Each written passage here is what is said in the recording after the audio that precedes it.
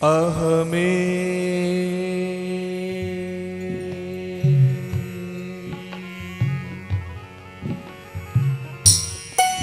वास में वाग्ने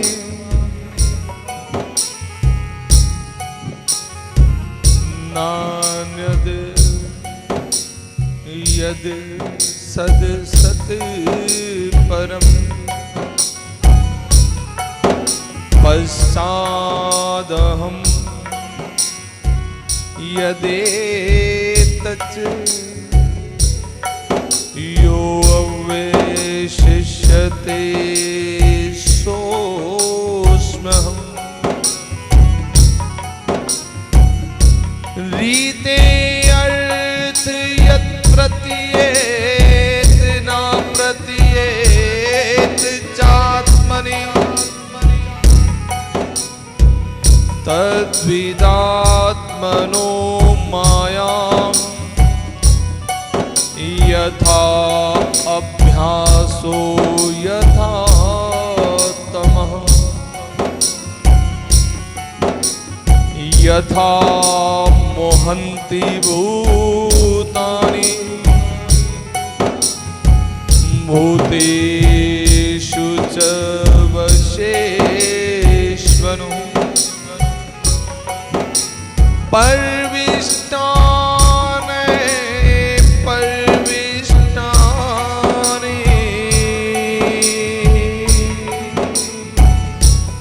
तथा तेषु न तेष्वहम् एतावदेव जिज्ञासम् तत्त्वजिज्ञासुना आत्मनः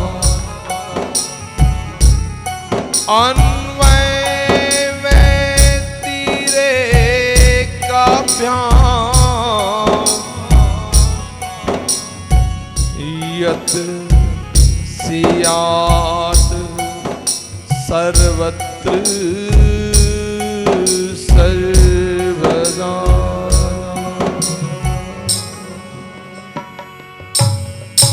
चतुर्श्लोकी भागवत की जय। तो यह जो चतुर्श्लोकी भागवत है, ये नारायण भगवान ने सबसे पहले ब्रह्मा जी को दी।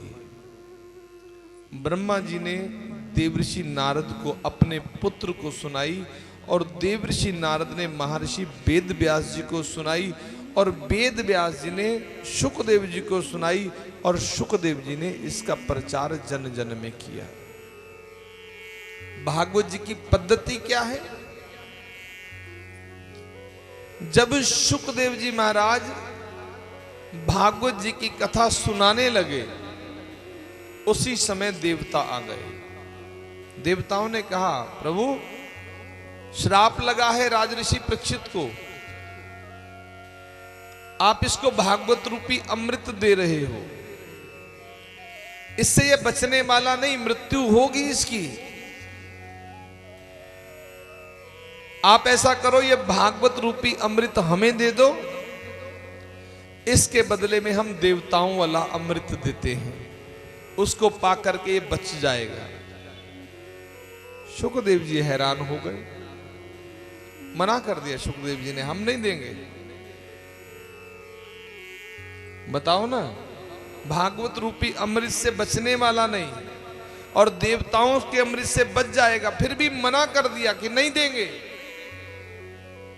ब्रह्मा जी के यहां से तराजू मंगाया गया, एक पलड़े में भागवत जी को रख दिया और दूसरे पलड़े में देवताओं का अमृत, समस्त पुण्य, समस्त व्रत,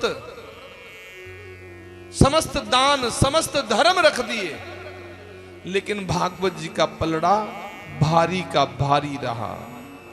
देवताओं का अमृत जो है वो भी तुच्छ है।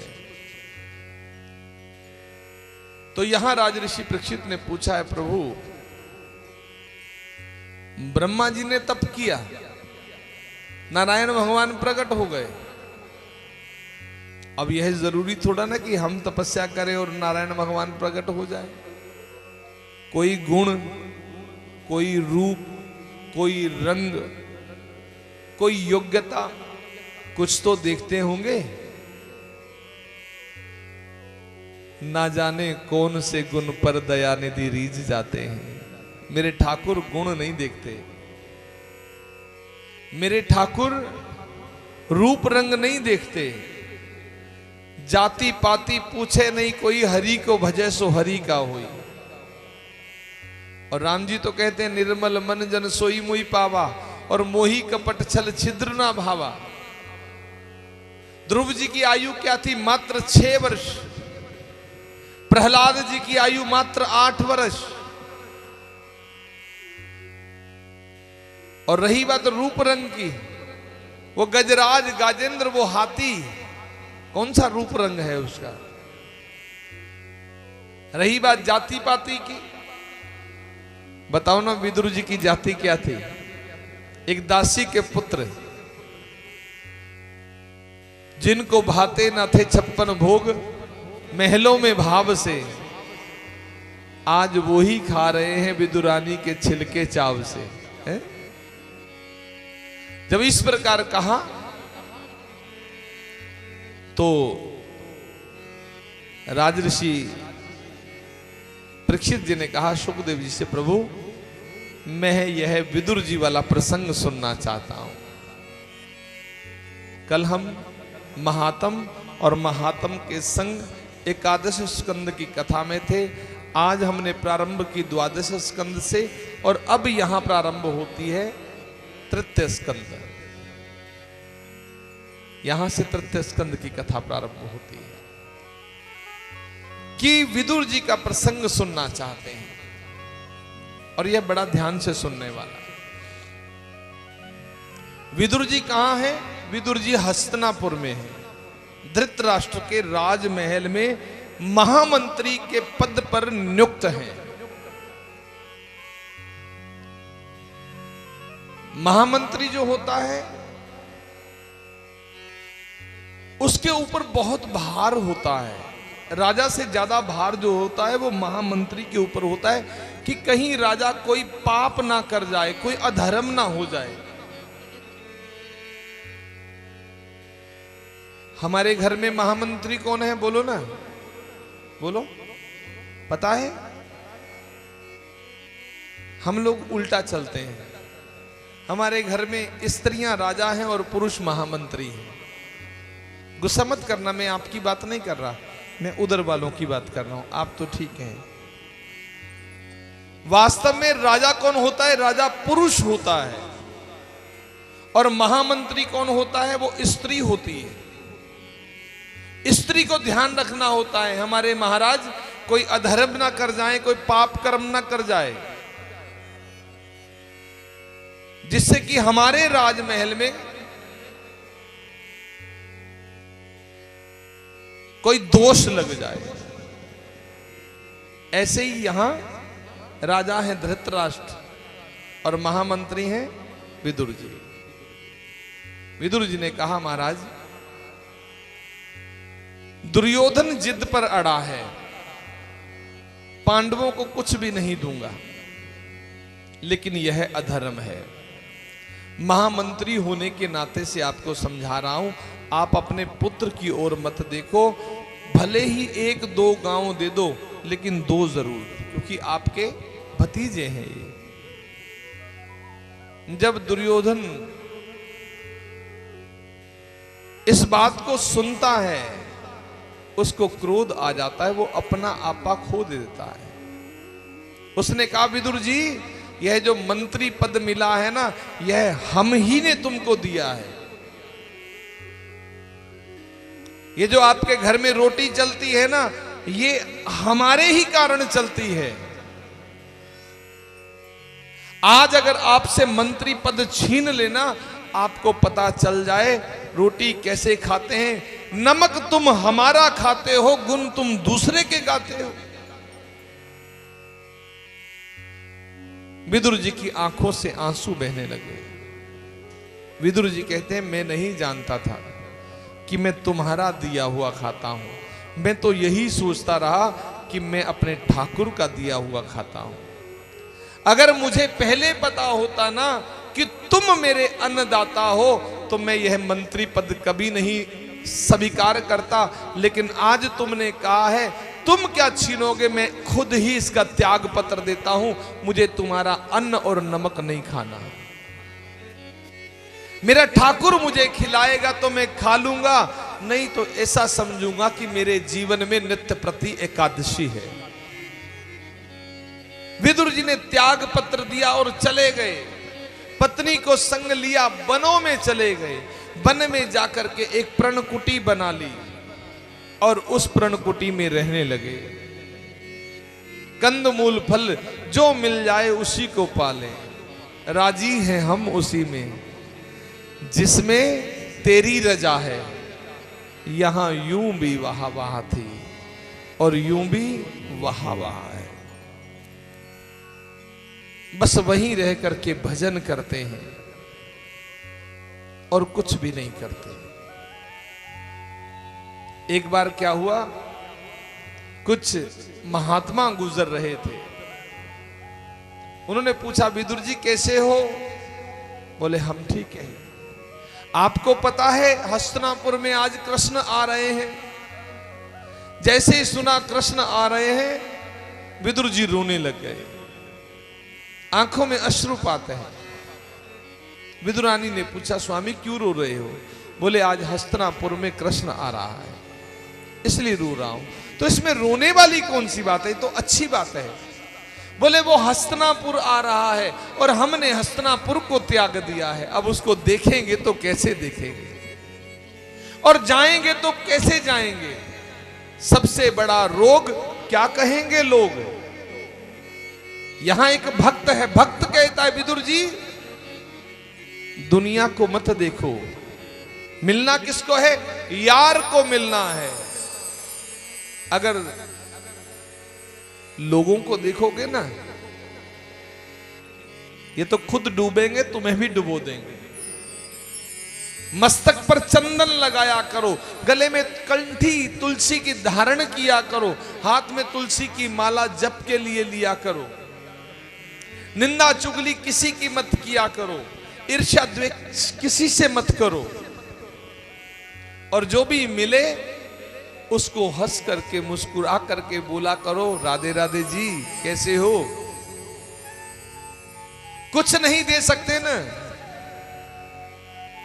एक दूसरे को मुस्कुराते हुए मिला करो, मुस्कुराते हुए मिला करो। एक सज्जन मुझसे मिलने बोले महाराज जी हम जिसके पास जाते हैं ना वो 5 मिनट के बाद ही हमको कह देता है हमें कोई जरूरी काम है हम जा रहे हैं। मैं कहा तुम मुस्कुराते हुए जाया करो ना, मुंह बना के मत जाया करो। तुम पहले ही रोते हुए जाओगे तो वो भागेगा ही तुमसे, हैं? मैं कहा हमें देखो हम सदा ही मुस्कुराते रहते हैं, श्री जी की कृपा है। मुस्कुराते हो रहो, क्यों? क्योंकि ये मनुष्य शरीर मुस्कुराने के लिए मिला है। पूर्व जन्मों में बहुत रो लिया, क्यों जी? कभी कैसे रोए, कभी कैसे रोए। अब ये हंसने की बेला है, मुस्कुराते हुए इस जीवन को गुजारेंगे और जब जीवन पूरा हो जाएगा तो अपने यार के घर भी मुस्कुराते हुए जाएंगे, रोते हुए क्यों जाएंगे?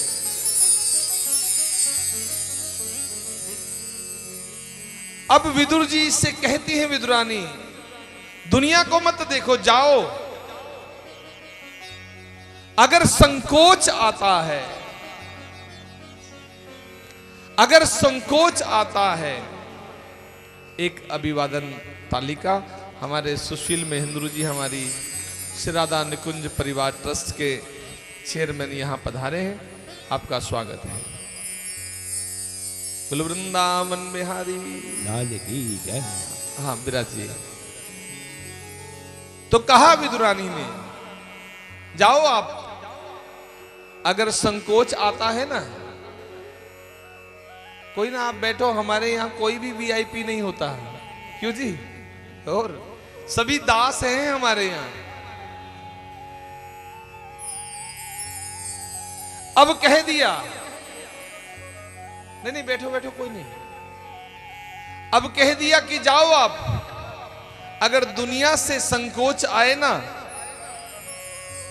ओट कर लेना घूंघट की, हम भी तो करते हैं, तुम भी कर लेना। मन है ना, मन बड़ा चंचल है। अब विदुर जी चल तो दिए। उधर कृष्ण आए हैं हस्तिनापुर, बड़ा भारी मंच लगा है, ठाकुर जी बैठे हैं, धृतराष्ट्र बैठा है, पूरी सभा बैठी है, सामने भीड़ की भीड़, हस्तिनापुर के वासी दर्शन करने आए हैं, और सबसे पीछे बैठ गए विदुर जी अपने आप को ओट में छुपाकर, कोई देख ना ले। और थोड़ा सा घूंघट खोल के देखते हैं। किसको देख रहे हैं? अपने यार को, ठाकुर को देख रहे हैं। और मन में क्या सवाल है? मैं तो देख रहा हूं, पता नहीं उसकी नजर मुझ पर पड़ी कि ना पड़ी।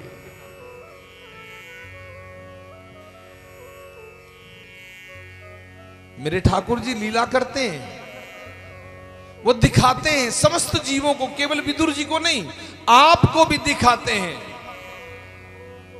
जब हमें अभिमान हो आता है, तब ठाकुर जी अपना रूप दिखाते हैं, भाई मैं भी हूं, मेरे को देखो। इसलिए अभिमान नहीं करना, संकोच नहीं करना। संकोच कहां करना? जहां करनी चाहिए। उस प्रभु के दर पे जाकर कैसा संकोच। और फॉर्मेलिटियां तो हम संसार में करते हैं, दर पे क्यों करें? श्याम सुंदर ने देखा कि वो मुझे याद कर रहा है, लेकिन उसके मन में ये आ रहा है कि मैंने देखा कि नहीं देखा। अब मैं इसको कैसे बताऊं कि मैं तुम्हें देख रहा हूं? तो श्याम सुंदर के पास क्या है? उनके पास भी युक्तियां हैं। कहा दुर्योधन, एक दो गांव दे दो ना। दुर्योधन ने कह दिया मैं जीते जी नहीं दूंगा। बोले ठीक है, नहीं दोगे जीते जी तो बाद मरने के लिए लेंगे, युद्ध होगा, क्या फायदा इसका, भयंकर परिणाम होगा। दुर्योधन ने कहा देखा जाएगा। धृतराष्ट्र ने समझाया, दुर्योधन ये शांति दूत बनकर आए हैं, आपको इनके साथ ऐसे वार्तालाप नहीं करना चाहिए। दुर्योधन ने बात पलट दी, कहा प्रभु लेने देने की बात बाद में देखेंगे, चलो पहले भोजन करो। कहते हैं जिसका मन अच्छा ना हो उसके यहां भोजन करना भी पाप होता है। जिसके मन में कपट है, जिसके यहां ईर्ष्या है, जिसके यहां द्वेष है, उसके यहां जल भी ग्रहण करना पाप है। बोले भोजन तो हमारा पहले ही तय है। दुर्योधन ने पूछा कहां तय है? आप तो सीधे हस्तिनापुर आ रहे हो। बोले नहीं, हमारी पहले ही वार्तालाप हो गई थी, हमने पहले ही तय कर दिया था, हमारा भोजन विदुर जी के घर है। और जैसे ही विदुर जी ने देखा तो श्याम सुंदर ने बता दिया ना, मैं तुम्हें देख रहा हूं, विदुर जी के घर है। और इशारा किया जाओ हम आ रहे हैं, जाओ तैयारी करो। और देखो हस्तिनापुर आए रथ पर बैठ के, चरण पादुका पहन कर आए, लेकिन विदुर जी के घर गए रथ पर नहीं गए, चरण पादुका नहीं, नंगे पांव। क्यों? क्योंकि जो भक्त होता है उसका घर घर नहीं होता, उसका घर मंदिर होता है, और मंदिर में जूता पहन कर नहीं जाते। और उधर विदुरानी स्नान कर रही है। भक्ति के लक्षण क्या हैं?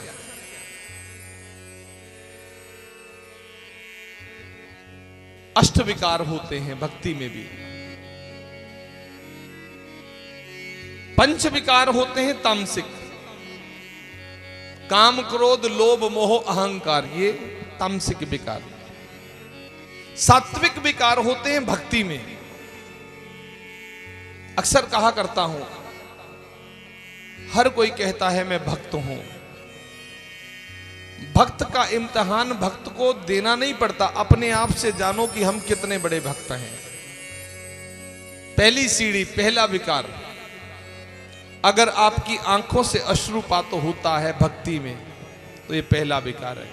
8 विकार होते हैं। दूसरा विकार, भजन करते करते शरीर के रोए खड़े हो जाते हैं। तीसरा विकार, शरीर में कपकपी होती है। चौथा विकार, शुद्ध बुद्ध भूल जाती है। पांचवा विकार, जब नाचने लगते हैं ना इधर की परवाह, ना इधर की परवाह, ना सेल्फी की परवाह। और छठा विकार है मदहोश हो जाना। भजन करते समय कोई आंखों में देख ले तो उसको ये लगे कि पता नहीं यह जीव कितने नशे में है। और सातवां विकार है बेहोश हो जाना।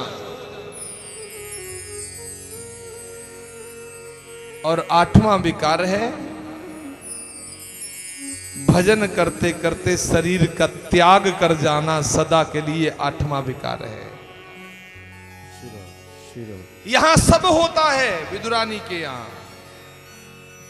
लेकिन भक्त जो है वो प्राणों को रोक कर बैठा होता है। मेरे प्राण, निकलना नहीं। यार की वियोग में निकलेंगे ना तो इस बात का कलंक लग जाएगा, गोपियां कहती हैं। प्राण तो निकलने को है, प्राण तो आज छूट जाएं, प्राणों की परवाह नहीं है। इनको हम खुद पकड़े हुए, बाहर नहीं निकलना, नहीं तो परिवार वाले कलंक लगा देंगे मेरे कृष्ण को कि कृष्ण के कारण, कृष्ण के विरह में, कृष्ण के वियोग में इस गोपी ने अपने प्राणों का त्याग कर दिया। भक्त प्राणों को रोक कर रहता है।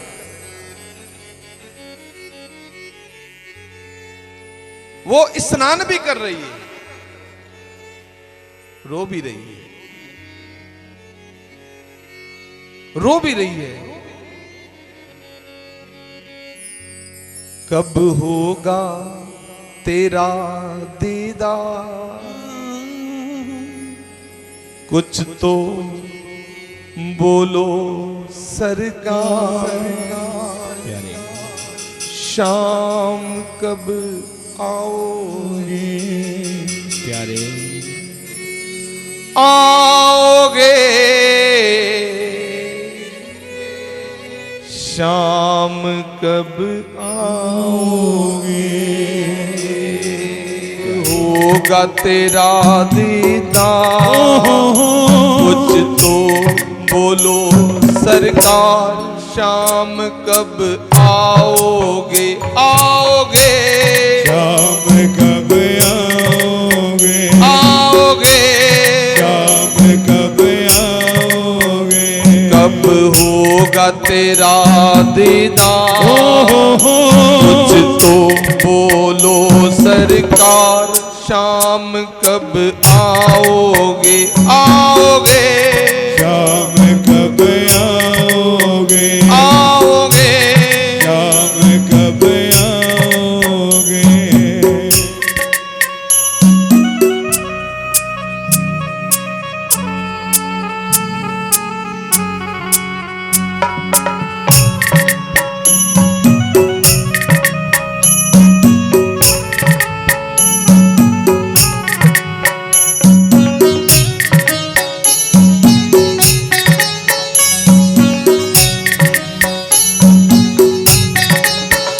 मेरे दर्द भरे ये गीत तू सुन ले मन के मीत। मेरे दर्द भरे ये गीत तू सुन ले मन के मीत। मेरे दर्द भरे ये गीत तू सुन ले मन के मीत। मेरे दर्द भरे ये गीत तू सुन ले मन के मीत। अब और न तड़पाओ,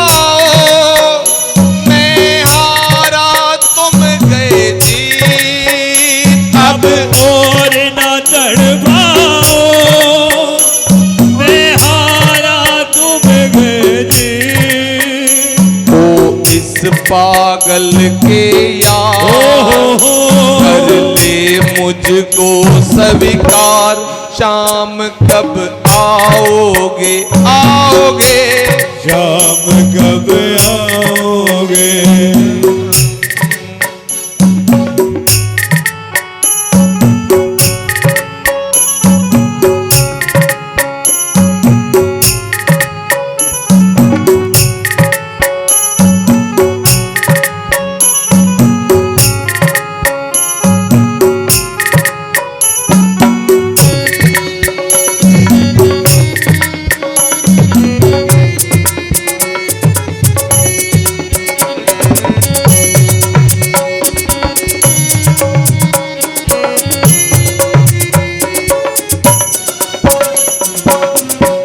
आप सभी बोलो ना, कब होगा तेरा, हाथ उठाओ ना, एक ही उठाओ, कुछ तो बोलो सर, शाम कब आओगे आओगे शाम कब आओगे आओगे शाम कब आओगे आओगे शाम कब आओगे आओगे शाम कब आओगे आओगे शाम कब आओगे आओगे शाम कब आओ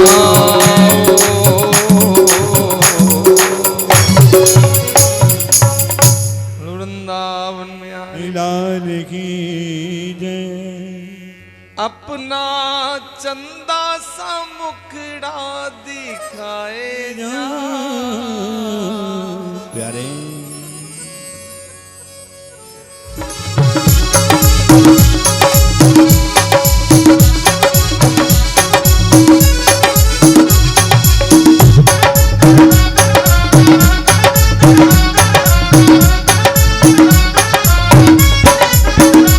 अपना चंदा सा मुखड़ा दिखाए जा अपना चंदा सा मुखड़ा दिखाए जा हो मोर मुकुट वाले घुंघराली लट्टे वाले और मगट वाले घुंघराले लट अपना चंदा सा मुखड़ा दिखाए जा अपना चंदा सा मुखड़ा दिखाए जा मोर मुकुट वाले घुंघराली लट्टे वाले और मगट वाले घुंघराले लट जय हो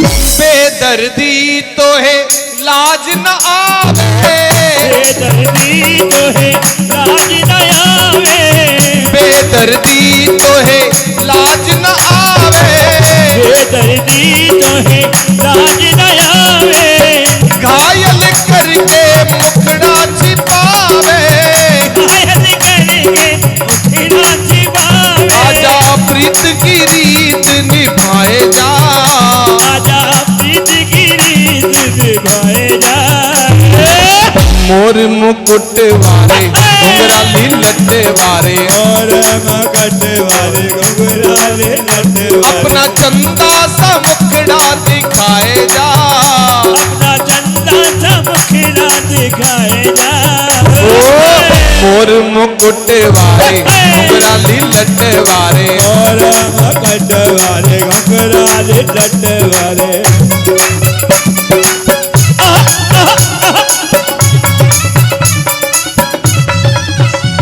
बागे बिहारी लाल की जय हो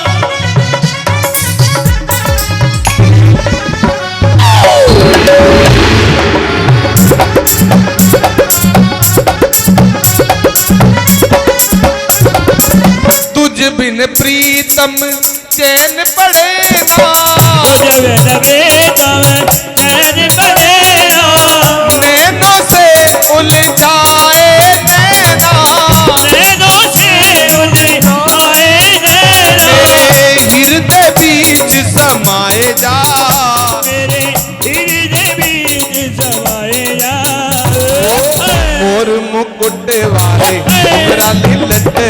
और मकट वाले घुंघराले लट अपना वाले चंदा सा मुखड़ा दिखाए जा, अपना चंदा सा मुखड़ा दिखाए जा।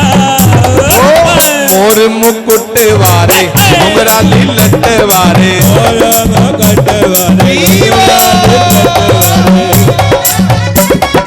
बाके बिहारी लाल की।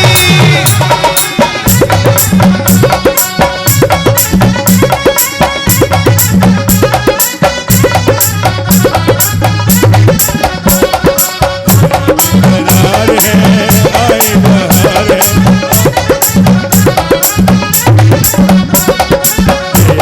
करार है आए बहार है आजा मोरे साजना तेरा इंतजार है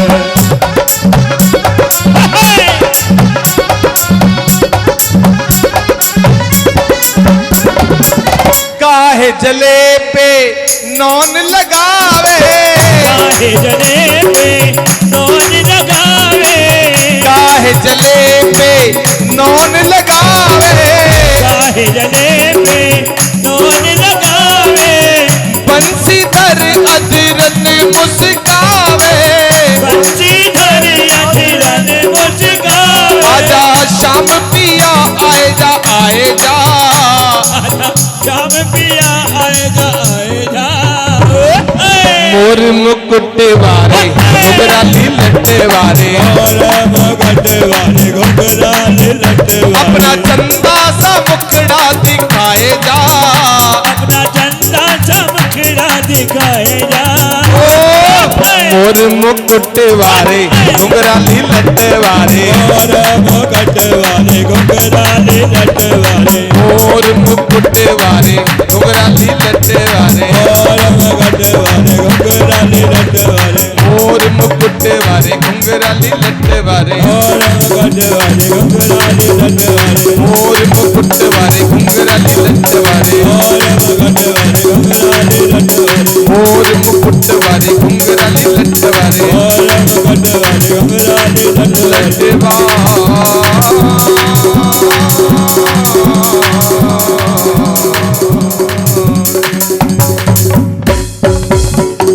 बोलिए लाडली लाल की जय।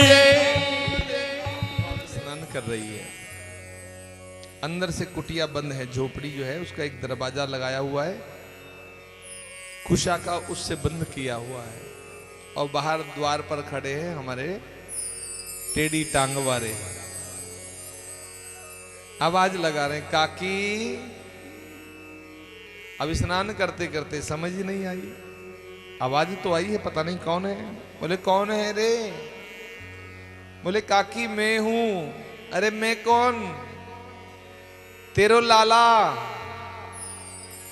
क्या शान रही होगी जिसको ठाकुर जी कहते तेरू लाला। कौन रे? कौन लाला मेरो? मेरो तो लाला एक ही है, गोपाल, केवल एक ही लाला है। बोले मैं वाई गोपाल हूं काकी, और जैसे सुना वाई गोपाल हूं तो काकी जो है गीले ही वस्त्रों में निकल आई। बाहुपाश बंधे हैं दोनों के, भक्त और भगवान एक दूसरे को लिपट कर खड़े हैं। सोच कर देखो क्या शान होगी उस समय।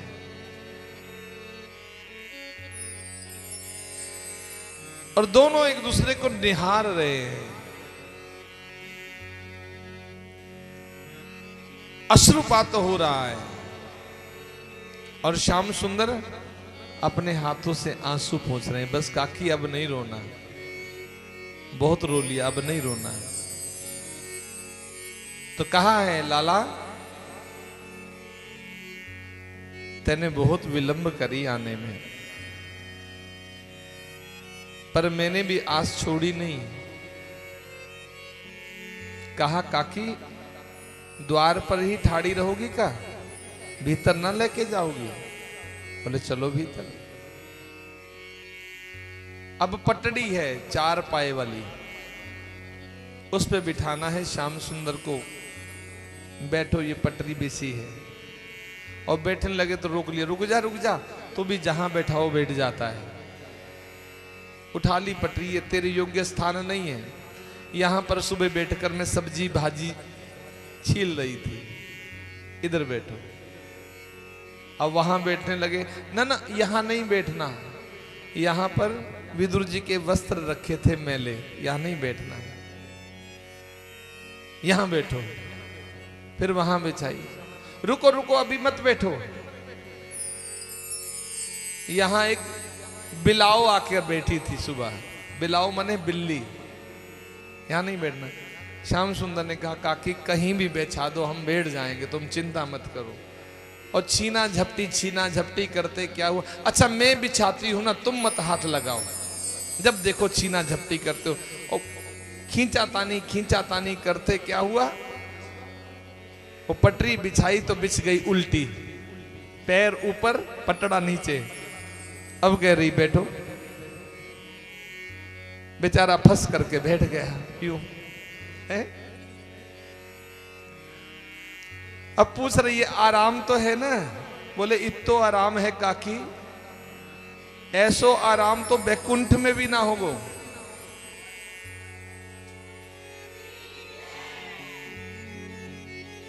काकी भूख लगी है बहुत जोर से, कुछ ले आओ ना। पता है कल से चला हूं और कल से कुछ पाया नहीं, बस यही चाहा थी काकी के हाथ से पाऊंगा, काकी के यहां पाऊंगा। तो कहा श्याम सुंदर केले की फलियां धरी हैं, वो लेकर आती। मैं अपने हाथों से केला के वृक्ष को सींचती हूं, मुझे पता था एक दिन तुम जरूर आओगे। रोज लाती हूं, इंतजार करती हूं, और जब सायंकाल तक तुम नहीं आते ना, तो तेरो नाम लेकर के गैया को खिला देती हूं। आज तुम आ गए, आज मेरी फलियां सफल हो गई। फलियां लाई हाथ में है, श्याम सुंदर हाथ फैला रहे हैं। झांकी का एक बार देखो ना, चिंतन करो कि एक तो दे रहा है, उसके हाथ में फलियां हैं, और एक दोनों हाथ करके मांग रहा है। जो मांग रहा है वो बैठा है, जो दाता है वो खड़ा है। एक बार इस झांकी का चिंतन करो ना, वो नीचे से यूं मांग रहा है, वो ऊपर से यूं दे रही है। फासला है इतना, वो आगे नहीं बढ़ रहा, ये आगे नहीं बढ़ा रही। वो बैठा बैठा कहता है काकी लाओ ना, क्या सोच रही हो, दो ना।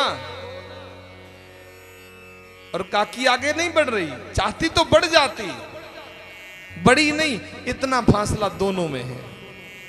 पूछा काकी क्या सोच रही हो, बोली सोच रही हूं लाला अगर तेरी आज्ञा मिल जावे तो मैं अपने हाथन से पवा दूं। पर फिर विचार हो आता है, मैं एक दासी,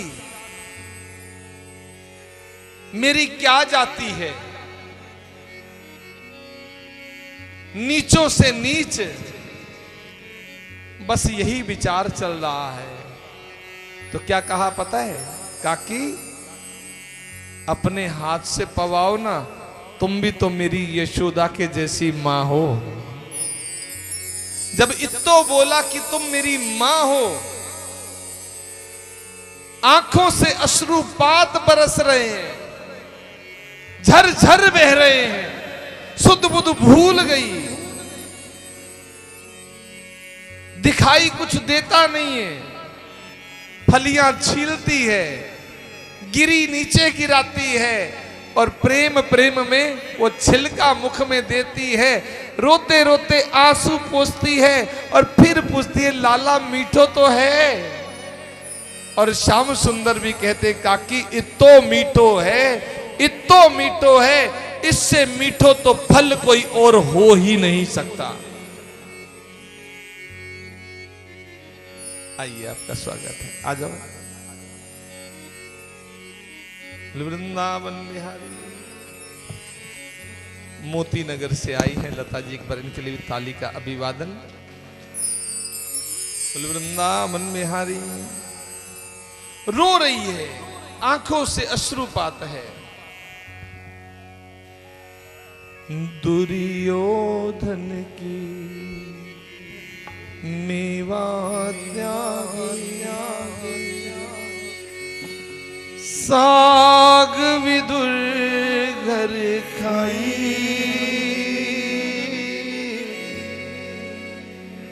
सबसे ऊंची प्रेम सगाई। प्रेम के वश अर्जुन का हथ रथ हाँ क्यों, प्रेम के वश अर्जुन का रथ हाँ क्यों।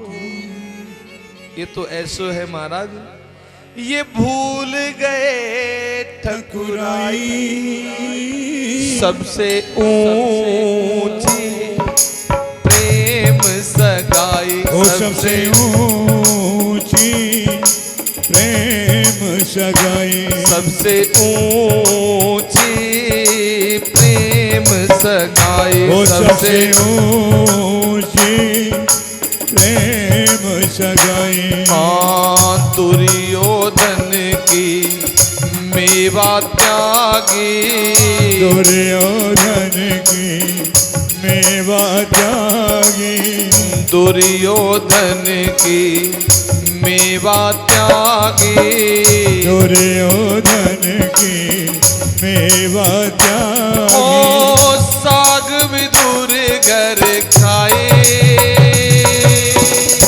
सबसे ऊंची प्रेम सगाई, सबसे ऊंची प्रेम सगाई। हाँ झूठे फल शबरी के खाए, झूठे फल शबरी के खाए, बहुविधि प्रेम बढ़ाए,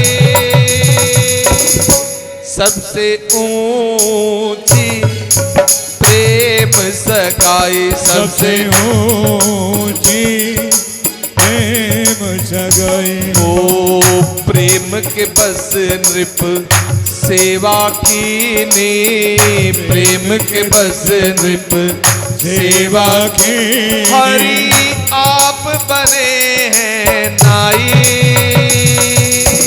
प्यारे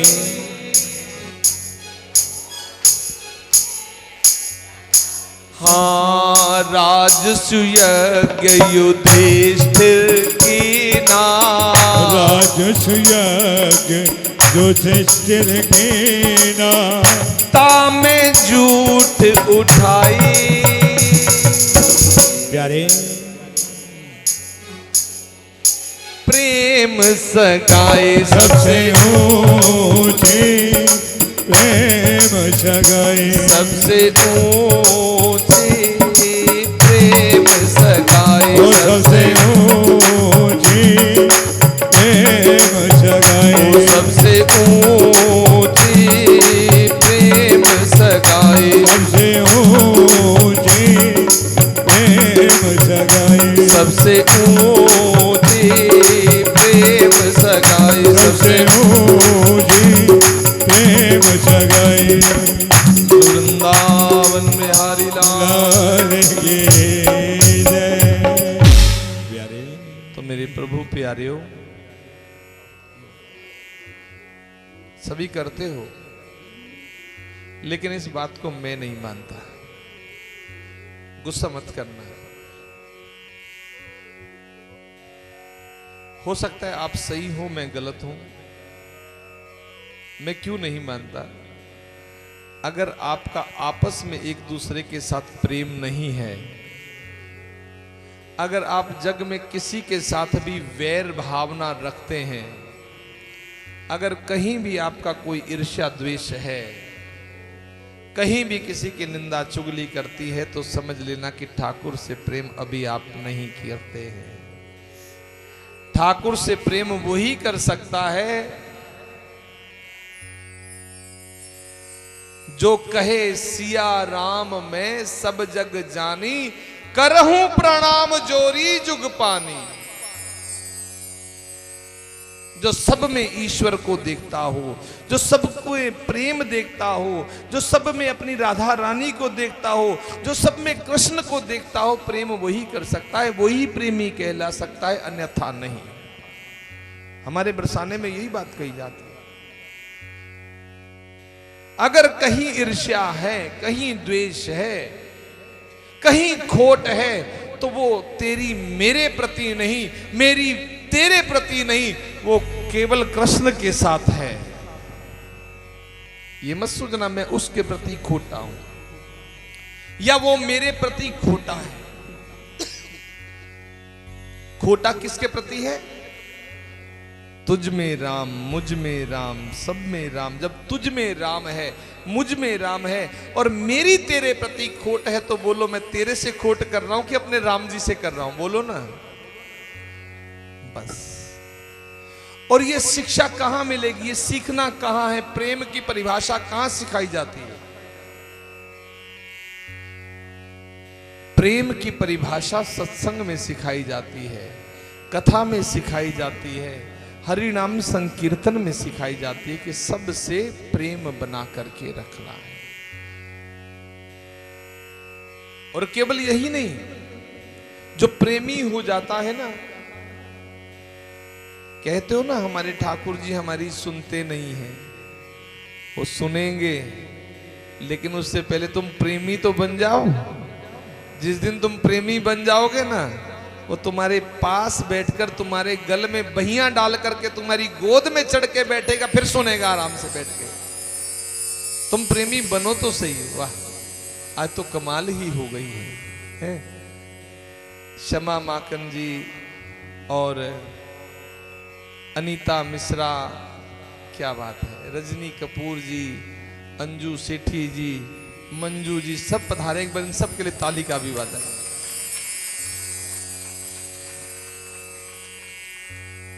वृंदावन विहारी।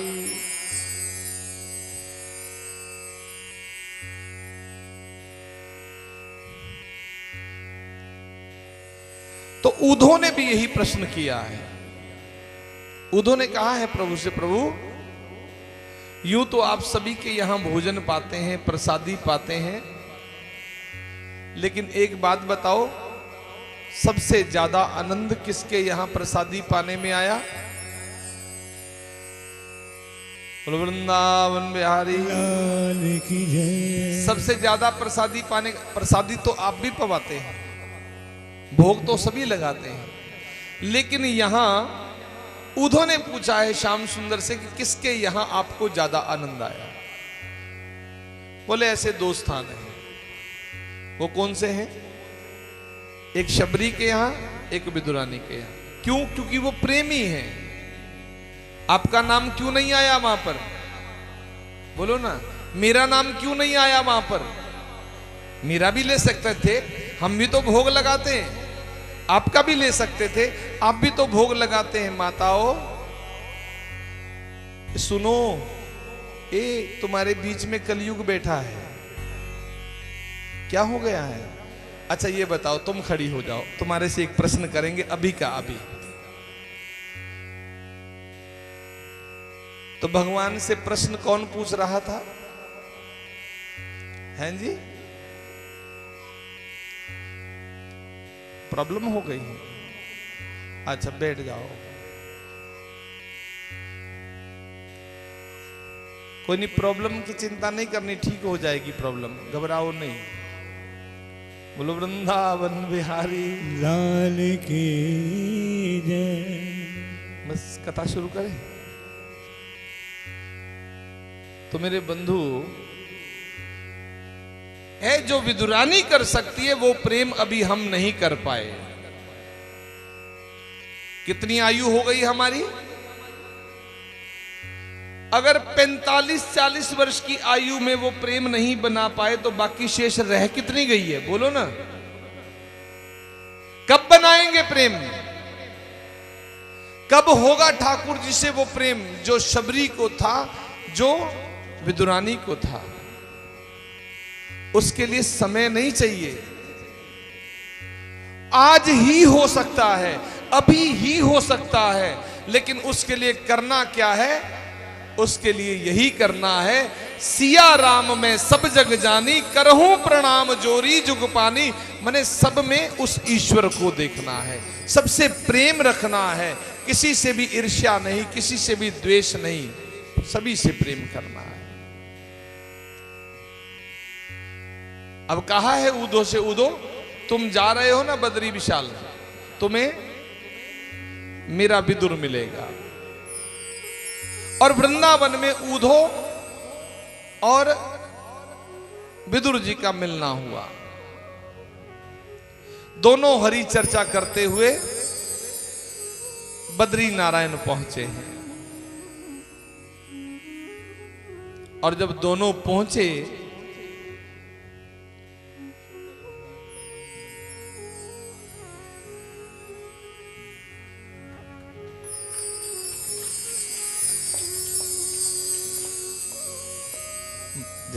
वृंदावन में हरि लाल की जय। अब बद्री नारायण में पहुंचे, वहां मैत्र मुनि से भेंट हुई और मैत्र मुनि ने विदुर जी को बैठने के लिए सुंदर आसन दिया। और विदुर जी ने यहां मैत्र मुनि से प्रश्न किया है कि प्रभु मैं जानना चाहता हूं कि भगवान का जो वराह के रूप में अवतार हुआ है वो किस कारण से हुआ है। मैंने और गाथाएं तो बहुत सुन ली हैं, लेकिन ये वराह के अवतार की गाथा नहीं सुनी। आप सुनाइए, हम सुनना चाहते हैं। तो मैत्र मुनि बड़े प्रसन्न हुए कि वराह भगवान के बारे में जानना चाहते हैं। तो कहा कि सुनो ध्यान से। ब्रह्मा जी के मानस पुत्र हुए सनक, सनंदन, सनातन और श्री संत कुमार, उनके बारे में अभी वर्णन किया गया है। ब्रह्मा जी के ही पुत्र हुए देवऋषि नारद, उनका वर्णन भी हो रहा है। और ब्रह्मा जी के ही पुत्र हुए महाराज कश्यप।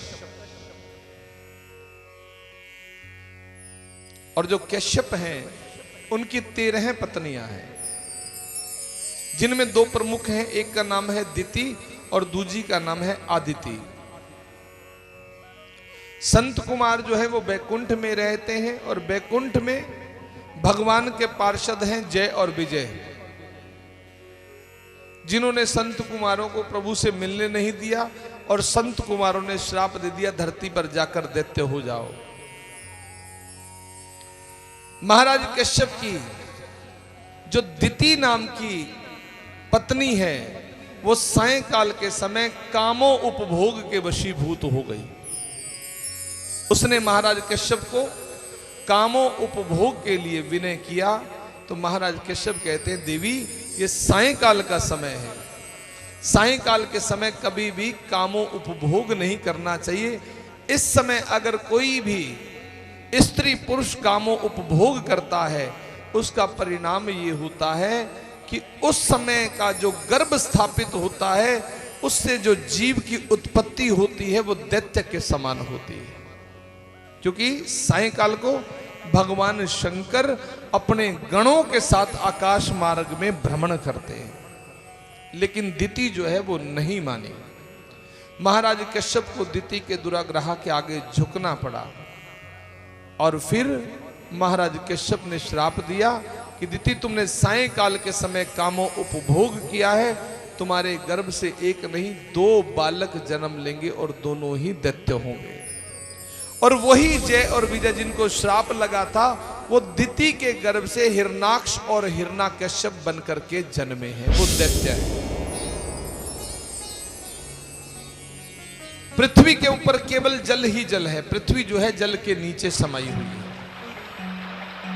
हिरणाक्ष वो चारों ओर अपनी गदा लेकर के मंडराता है, देवताओं को भगाता है। देवता इधर उधर भागते हैं। देवता भागते भागते ब्रह्मा जी की शरण में गए और ब्रह्मा जी ने भगवान नारायण की स्तुति की और स्तुति करते करते ब्रह्मा जी को छींक आई और छींक आई तो उन्हीं की नासिका से एक छोटे से वराह के रूप में, एक शूकर के रूप में भगवान का प्राकट्य हुआ। बोली वराह भगवान की। और देखते ही देखते जो वराह भगवान है उनका विशाल काय शरीर हो गया और वराह भगवान ने हिरणाक्ष का वध करके अपनी दांतों के ऊपर इस पृथ्वी को लेकर के आए। और पृथ्वी जो है वो सबसे पहले जो उपभोग करने के लिए दी वो मनु जी को दी, जिनको स्वयंभू मनु भी कहते हैं। स्वयंभू मनु धरती के प्रथम मनुष्य हुए हैं स्वयंभू मनु। और ब्रह्मा जी के ही पुत्रों में से एक और पुत्र हैं जिनका नाम है करदम। करदम ये तपस्वी हैं, तपस्या कर रहे थे, भगवान प्रकट हो गए।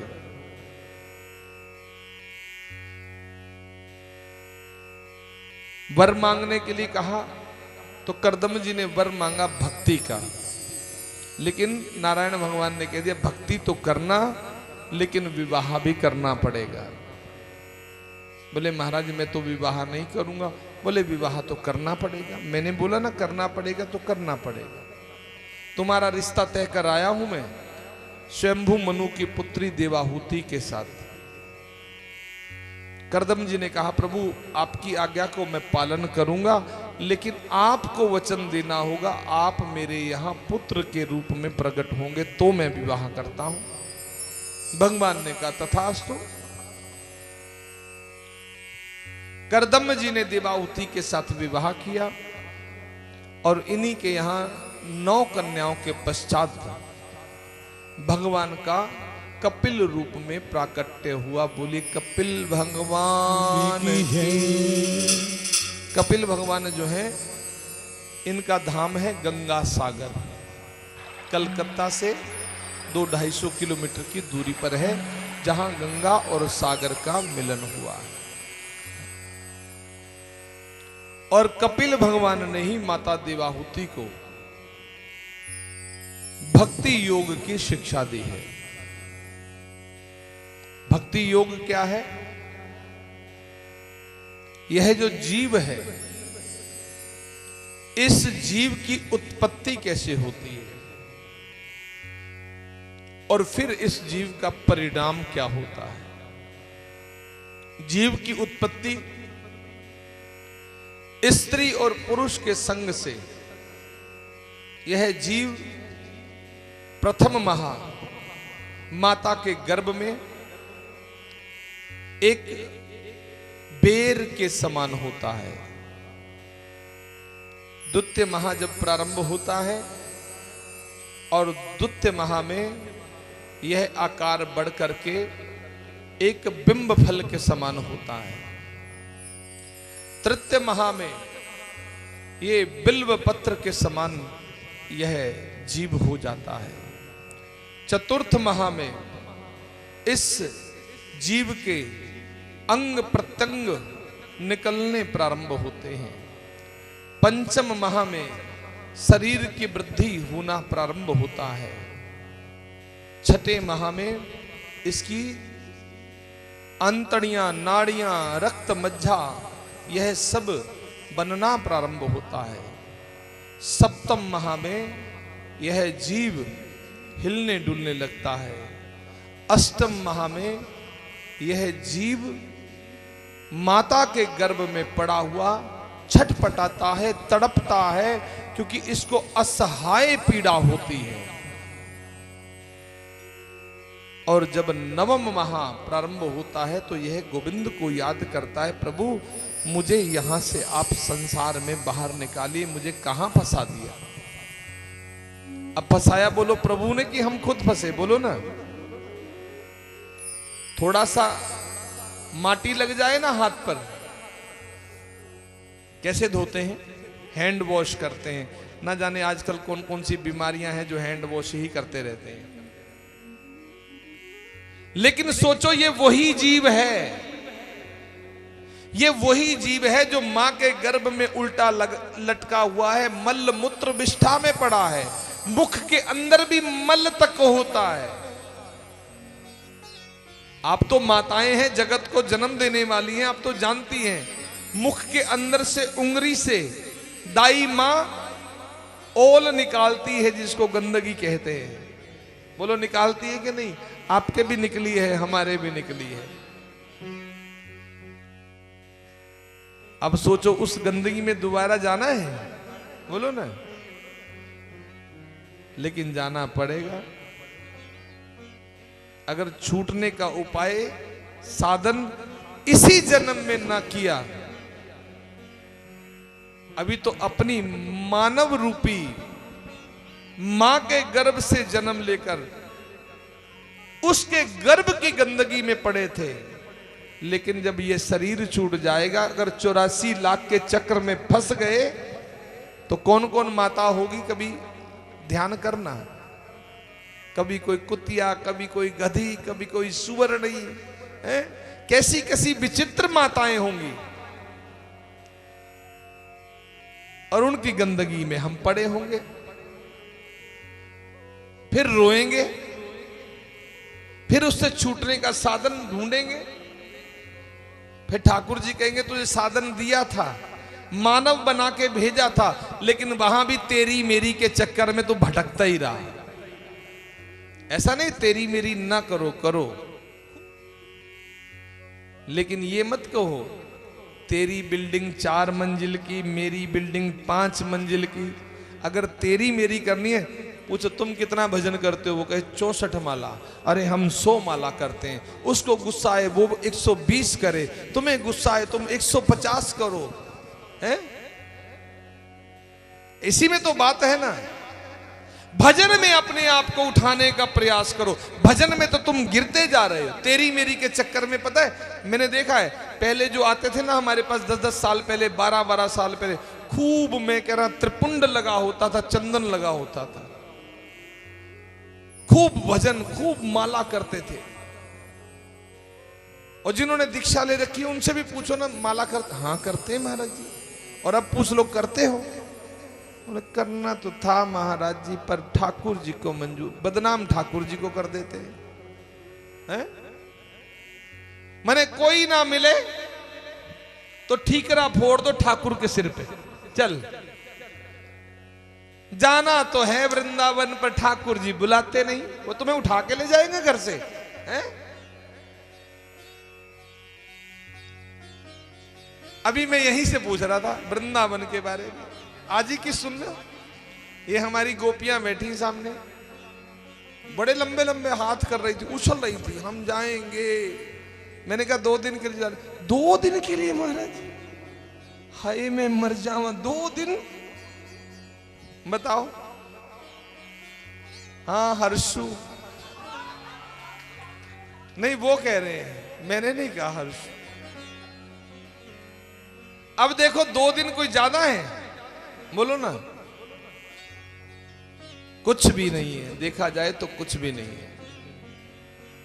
सच बताऊं, कभी कभी हमें पूरा सप्ताह मिलता है ना ब्रज में रहने का, जबकि आश्रम है वहां पर, कोई चिंता नहीं है, और श्री जी की कृपा से सप्ताह मिलता, वो भी हमें लगता है कुछ भी नहीं है, कम है।